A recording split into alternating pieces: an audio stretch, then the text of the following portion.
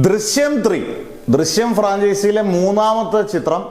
ഇപ്പം ദൃശ്യം ആദ്യത്തെ പാർട്ട് എനിക്ക് തോന്നുന്നു എക്കാലത്തെയും മികച്ച ക്ലാസിക് ചിത്രങ്ങളിലൊന്ന്. കാരണം ത്രില്ലർ ഗണത്തിൽ ഏറ്റവും നമുക്ക് മലയാള സിനിമയിൽ എടുത്തു പറയാവുന്ന ചിത്രം ഉറപ്പായിട്ടും അതിൻ്റെ മലയാളത്തിലെ ആദ്യത്തെ 50 കോടി ചിത്രമാണ്. ദൃശ്യം 2 OTT റിലീസാണെങ്കിലും അതിൻ്റെ ക്ലൈമാക്സും കാര്യങ്ങളും ഒക്കെ അതിഗംഭീരമായിട്ടാണ് വർക്കൗട്ട് ചെയ്തത്. കാരണം ആ സമയത്ത് ഏറ്റവും കൂടുതൽ ചർച്ചാ വിഷയമായതും ദൃശ്യം 2 OTT റിലീസിൽ അതിൻ്റെ ക്ലൈമാക്സ് പോർഷൻ ആയിരുന്നു.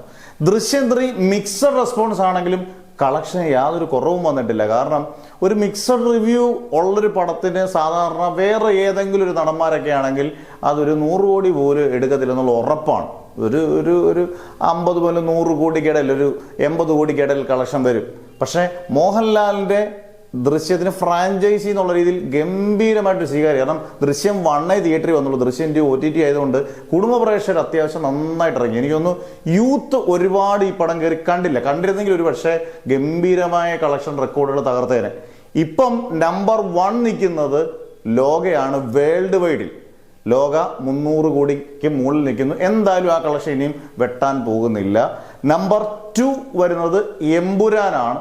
നമ്പർ 3 വേൾഡ് വൈഡ് വരാൻ ചാൻസ് വളരെ കൂടുതൽ ദൃശ്യം 3. അത്തരം ടോപ്പ് 3യിൽ മോഹൻലാലിന്റെ 2 ചിത്രങ്ങളുണ്ട്, എമ്പുരാനും ദൃശ്യവും. പക്ഷേ ലോകയെ വീഴ്ത്തണം. ഇപ്പൊ മാക്സിമം പോയി കഴിഞ്ഞാൽ ഇനിയുള്ള ദിവസങ്ങളിലൊക്കെ കളക്ഷൻ വന്നാലും ഒരു 240-245 കോടിക്ക് മുകളിലേക്ക് കളക്ഷൻ വരത്തില്ല.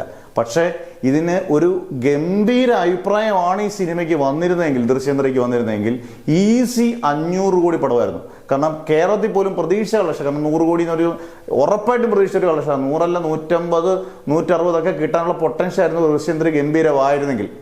അതുകൊണ്ട് ഒരു കാര്യത്തിൽ ഒരു ഉറപ്പുണ്ട്, ദൃശ്യം 4 എടുക്കുകയാണെങ്കിൽ തന്നെ ജിത്തു ജോസഫ് ഗംഭീര സ്ക്രിപ്റ്റിലേ എടുക്കാൻ ചാൻസ് ഉള്ളൂ. കാരണം ഇത് OTT വരുമ്പം ട്രോളിനുള്ള മെറ്റീരിയൽ കുറേ സംഘടിപ്പിച്ചിട്ടുണ്ട് ദൃശ്യം 3. അത് ഉറപ്പാണ്. ട്രോൾ മെറ്റീരിയലിനുള്ള വകുപ്പുകൾ ദൃശ്യം 3യിൽ വരും.